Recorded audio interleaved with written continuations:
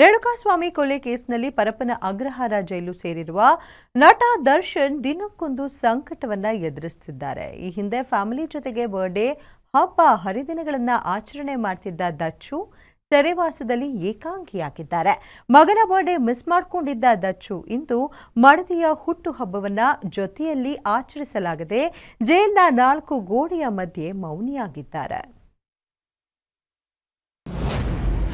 ಪತ್ನಿ ವಿಜಯಲಕ್ಷ್ಮಿ ಬರ್ತ್ಡೇ ದಿನವೂ ದಚ್ಚು ಜೈಲುವಾಸ.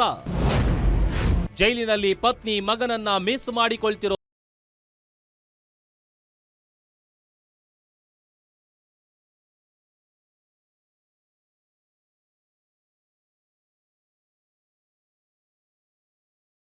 ಿರುವ ದಚ್ಚುಗೆ ಒಂದೆಡೆ ಆರೋಗ್ಯ ಸಮಸ್ಯೆ ಇದ್ರೆ ಮತ್ತೊಂದ್ ಕಡೆ ಮಗನನ್ನ ಮಿಸ್ ಮಾಡಿಕೊಂಡು ಒಂಟಿತನ ಕಾಡ್ತಿದೆ. ಅಕ್ಟೋಬರ್ 31ರಂದು ದರ್ಶನ್ ತಮ್ಮ ಮುದ್ದು ಮಗ ವಿನೀಶ್ ಬರ್ತ್ಡೇ ಸೆಲೆಬ್ರೇಷನ್ ನಲ್ಲಿ ಜೊತೆಯಲ್ಲಿ ಇರಲಾಗದೆ ಸಂಕಟ ಅನುಭವಿಸಿದ್ರು. ಇಂದು ಪತ್ನಿ ವಿಜಯಲಕ್ಷ್ಮಿ ಬರ್ತ್ಡೇ ಇದ್ದು ಜೈಲಿನ 4 ಗೋಡೆಯ ಮಧ್ಯೆ ಸೆರೆವಾಸದಲ್ಲಿರುವ ಸ್ಥಿತಿ ದಾಸನಿಗೆ ಎದುರಾಗಿದೆ. ಪತ್ನಿ ಹುಟ್ಟುಹಬ್ಬ ಆಗಿರೋದ್ರಿಂದ ಬೆಳಿಗ್ಗೆ 6 ಗಂಟೆಗೆ ಎದ್ದು ಕುಳಿತಿದ್ದ ದಚ್ಚು ದೇವರ ಫೋಟೋಗೆ ನಮಸ್ಕರಿಸಿ ಬ್ಯಾರಕ್ನಲ್ಲಿ ಕೆಲ ಹೊತ್ತು ವಾಕ್ ಮಾಡಿ ಜೈಲು ಸಿಬ್ಬಂದಿ ನೀಡಿದ ತಿಂಡಿಯನ್ನ ಸವಿದು ಏಕಾಂಗಿಯಾಗಿ ಕುಳಿತು ಮೌನಕ್ಕೆ ಶರಣಾಗಿದ್ರು ಎನ್ನಲಾಗಿದೆ.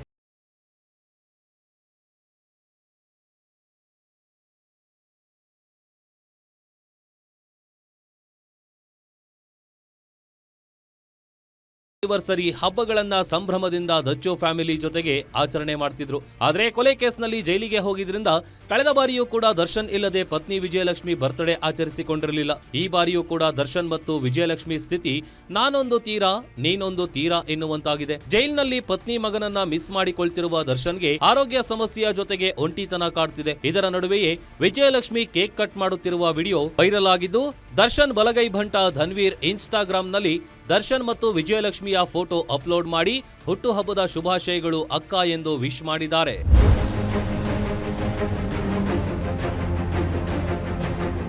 ಒಟ್ನಲ್ಲಿ ದರ್ಶನ್ ಬದುಕಿನಲ್ಲಿ ಕೆಟ್ಟ ದಿನಗಳು ಇನ್ನೂ ದೂರ ಸರಿದಿಲ್ಲ. ಕಾರ್ಮೋಡ ಕವಿದು ಬೆಳಕು ಸುರಿಯಲಿಕ್ಕೆ ಮತ್ತೆ ಪರಿವಾರದ ಜೊತೆ ಸುಖ ಸಂಸಾರ ನಡೆಸಲಿಕ್ಕೆ ಭೂಪತಿ ತುದಿಗಾಲಲ್ಲಿ ಕಾದು ಕುಳಿತಿದ್ದಾರೆ.